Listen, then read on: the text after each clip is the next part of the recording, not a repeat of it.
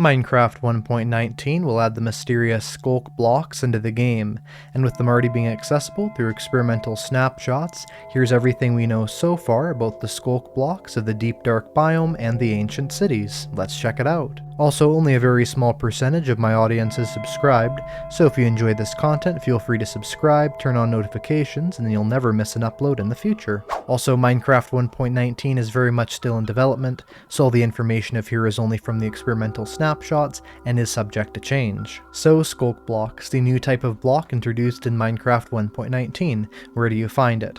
Well, there's actually two places you can find it. There are the ancient cities, and there is the Deep Dark biome. Now, these two things are not completely separate. The Deep Dark biome is an actual thing. If we go to our F3 menu, you can see the biome is Minecraft:"Deep Dark, and also when using the /locate command, this is known as the ancient city. Now, I won't go too much into the ancient city or the warden today, as this video is specifically to focus on these new Sculk items. Now, they generate in the ancient cities somewhat commonly in sort of these patches like this, and also around treasure chests in these protecting areas. There are 5 different types of Sculk blocks, each with unique uses and properties in the ancient cities, and also when taken outside of the ancient cities. You can see them generating around here, especially as defense for treasure chests, but you can use them for a lot of things as well. Also, the ancient cities and Deep Dark biome are both rather rare, so it can be difficult to find these in the experimental snapshots so far, and I would recommend using the /locate command, as trying to find these in survival could be quite difficult. But if you do find an ancient city in survival, the one item you're going to want to get is this item right here, which is the Sculk Catalyst. You can break this with a Silk Touch hoe, or any item with Silk Touch, just hoe being the fastest. And the reason why you'll want to grab this one is because the Sculk Catalyst can generate any other item of the Sculk type very easily. Also, interestingly enough, other than reinforced deep slate, which only generates in this sort of portal in the Deep Dark biome, Sculk blocks are the only new item in Minecraft 1.19's current snapshot. So let's start with the Sculk Vein.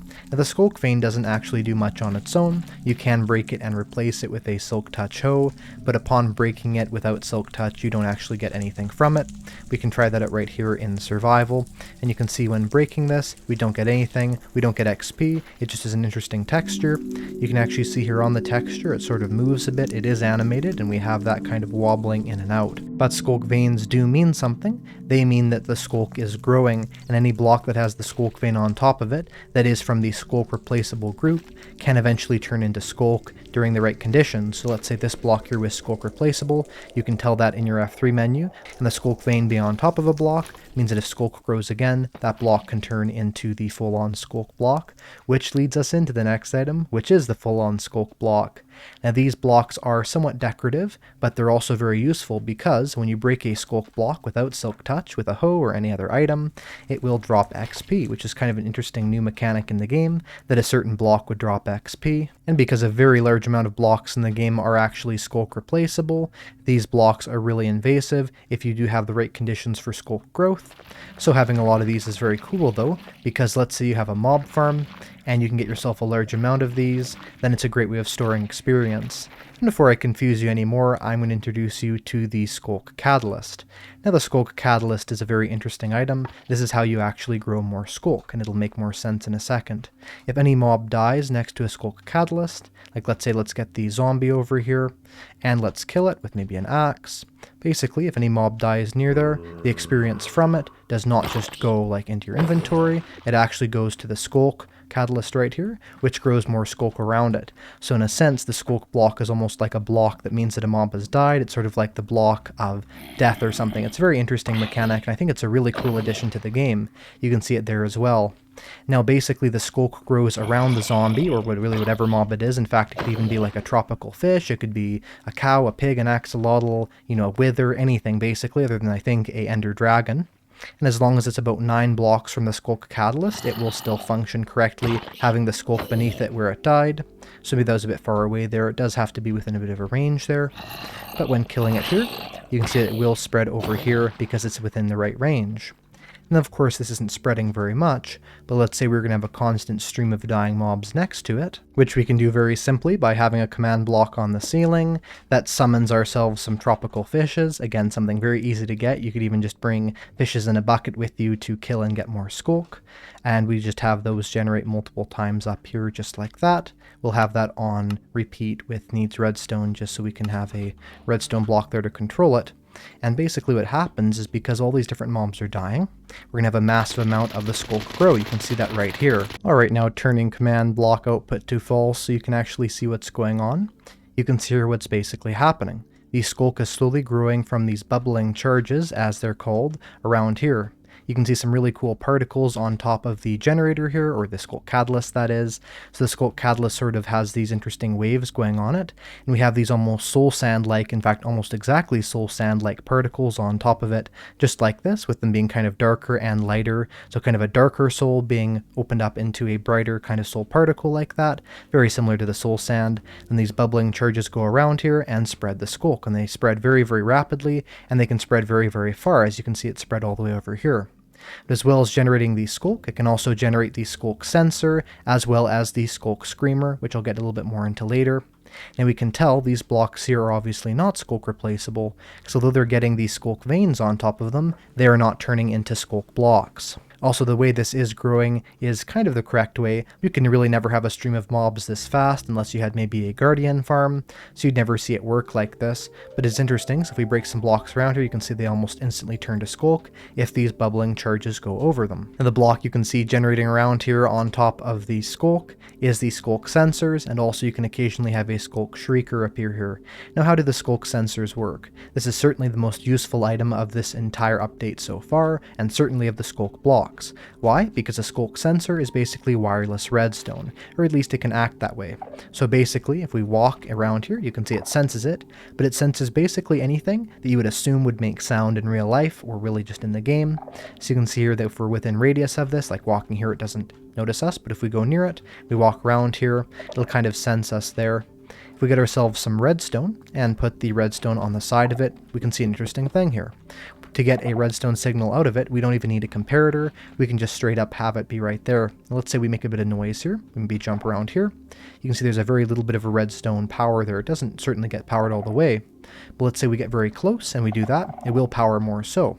So basically the closer we are to this with the sound, again that doesn't have to just be walking, that could be anything like placing down a block, that could be let's say a mob walking, that could be really anything generated by a player or a mob, that will activate the Sculk sensor right here, and it makes it very useful because every single item actually has a different amount of redstone output it does. There's a big list on the Minecraft wiki if you want to read that, and I would go over that, but it's incredibly long, but basically any single sound in the game will do that. Also, generally, these will detect signals within about 9 blocks of them, although depending on the signal, it can be more or less of a distance overall.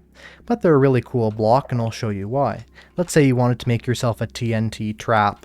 Well, usually in normal Minecraft, or at least before 1.19 Minecraft, to make a TNT trap, it would be a bit annoying because there has to be a pressure plate, a lever, or just kind of something that's really awkward to place where people really obviously know it's a trap. However, with this, it's quite easy. Let's place down a bit of TNT, let's place down the sensor and run just like this. Okay, we didn't maybe run fast enough here, but ideally what you can do with this is you can set up a little system, just like let's say this, and let's get away here, where again just like that. So basically, if you're within 9 blocks of that block, or even any mob of it, basically if any mob, any item, anything would make a sound, is within about 9 blocks of that sensor there, it'll light off the TNT, and that includes going through blocks, except for one block, which I'll explain in a second here. So if we get anywhere near here, even through a wall, just walk around here, well the TNT trap is lit off, and there's basically no way of stopping it then of course. So that's a really cool mechanic you can use with those. Of course there's so much you can do with these, and they'll completely revolutionize redstone. But as an example, they can also kind of carry on signals. So if we kind of made a sound here, just like that, it would go here and sometimes it would pass it along to that one as well. So you can use that for some interesting properties, which is quite cool. Now, if you want your walking to not be sensed by that, in fact, not just your walking, if you want walking, shooting a projectile, or almost anything like that from the player to not be detected, simply sneak, or that is shifting. So basically, let's say we were going to even get a bow and arrow, something you would certainly think would make sound, and it does if we, let's say, shoot it like this. You can see it even notices where the arrow is. The problem is it notices where the arrow is and where we are. So if we shoot it here, there's actually a signal that comes from us. So if we shift and then do this, it will not know where it came from us. It'll simply get the signal from the arrow, which means let's say you're trying to distract the warden or something like this, because they do work with these, and we shoot this, you can shift to not be detected by it. And one other thing you can do with these Sculk sensors to have them not detect a event or a sound is to use wool blocks. So what's really cool about wool, in fact I think this is the reason why there's so much wool in the deep dark cities, is you can use these to stop these from sensing things. So let's say we put one between us and the Sculk sensor and we walk around, something would make noise, maybe we even shoot a bow. It cannot pick up the senses. You can see there that it's not activating at all. Whereas if we're going to go over here, where it is kind of in the line of sound sight as it were, then it can sense it. But let's say we're going to completely surround this in wool just like this. And of course, since this one will just break there so it doesn't mess up the test, we're going to make as much sound as we can around here. It just will not activate, which is kind of a cool thing. You're doing a redstone thing and you only want this to pick up sounds from a certain area, you could block off where it picks up sounds from. It's also cool too to get more functional uses for wool, because then on one side something can be picked up and on the other side it can't. So wool blocks of any color are certainly something that are useful to use if you're trying to block signals from reaching the Sculk sensor. But overall, the Sculk sensor is an incredibly useful block. Now on to the last and certainly the most dangerous block of the Sculk varieties, and that is the one you'll see generating most commonly in these deep dark cities, or the ancient cities that is, and that is the Sculk Shrieker. The Sculk Shriekers can also generate from just Sculk growing, but again, to do something like this it's very efficient. You'd at very least need to have a mob farm connected to that. Although again, any XP dropped by anything dying, really anything dying at all, even if it wouldn't drop XP, like let's say killing a bat or something, would still make there be Sculk grow around there. I actually really love the texture of Sculk, but enough about that, we're going to go on to the Shrieker. So the Shriekers do generate around here, you can see one right here. And how do these work? Well, they can basically be set off two different ways. So the first way they can be set off is just by themselves, and that's basically just by jumping on them, kind of bugging them like this. Just like that, they let off kind of a yell there, and then we get a bit of a walking sound. So it's really cool. I love the sound mechanics in this update. Very, very cool. Now that's the one way of triggering it, and there's actually now a 10-second cooldown before it can be triggered again. The second way to trigger it is with a sensor, and this can often be a lot more difficult to avoid. So there's a sensor here. We walk a little bit, we'll trigger, and it can actually send a signal there sometimes, so we can maybe get a little bit closer. Yeah, just like that, it sent the signal, it screams out, we get a very interesting noise. Okay, it seems like it's approaching again, and so that's basically meaning that the warning level has increased. There are 3 warning levels, 1, 2, and 3, that are created by this very interesting Shrieker. The first level is kind of the sound we were just hearing there. We hear like the walking. The second sound is like this very, I'm not even sure how to describe it, but this interesting sound that really sounds like the world's being shaken apart a bit. And the third sound means you're at level 3, and you are having the warden being summoned, which is almost impossible to defeat. So the Shriekers are the warden summoners, basically. Now currently, these can summon wardens anywhere, although they don't work maybe very precisely, I found. You can kind of have them trigger 3 times, and sometimes they will not have the warden come, sometimes they will. It really does depend. You can see right here the warden did come after 3 times, and you can see there is the warden spawning in from the Sculk Shrieker, and just the sounds in this update I just love so much. They're incredibly freaky, I would say, and I love seeing that mechanic. Now of course with our commands here for it to always be light, and of course being in creative mode, this isn't a scary mob at all, but I was finding myself being a little bit creeped out by the warden a lot, especially in survival. I would say it is quite a creepy mob. But either way, that is what the Shrieker does. What's interesting about the Shrieker though is its texture looks somewhat like an ender pearl in my opinion. Now I think those are supposed to be kind of 2 of these soul particles spinning around in it, but if you look at it closely, and let's get an ender pearl texture here just to look at, there is some really big similarities between those 2 textures in my opinion, of the ender pearl and of the Sculk Shrieker there. Now I have noticed that the Sculk Shrieker seems to only reliably spawn wardens if you are in the deep dark biome. If you move these outside the deep dark biome, which you can do again, you can break all these things with Silk Touch and move them very easily, then it seems to sometimes generate the warden and sometimes not, but it does usually spawn the warden correctly when you're in the deep dark biome. But either way, be very careful of the Sculk Shriekers, and if you are farming the Sculk Sensors, be sure to break these with a hoe that does not have Silk Touch, or even with one with Silk Touch, as quickly as you can before they try and summon in the warden, because of course the warden is a very dangerous mob. Let's say we trigger the Sculk Shrieker once, and it goes to warning level 1, or even we trigger it twice and it gets to warning level 2. If we wait, it goes down 1 warning level every single 10 minutes, which means that let's say we triggered it once and we just avoid it and we don't get it triggered again, we will not have the warden spawn there unless we trigger it 3 times within that time period there, because again, let's say it's at warning level 2, it would take 20 minutes to get down to warning level 0 again. Now, as I said earlier, this block is set off if you jump on it or at least step on it, or if you have a Sculk sensor that makes it get set off too. But what's interesting is that of all things, redstone signals can actually make this set off too. So if we power this right here, it will make that call the warden like that. It's kind of funny, we can artificially make wardens spawn.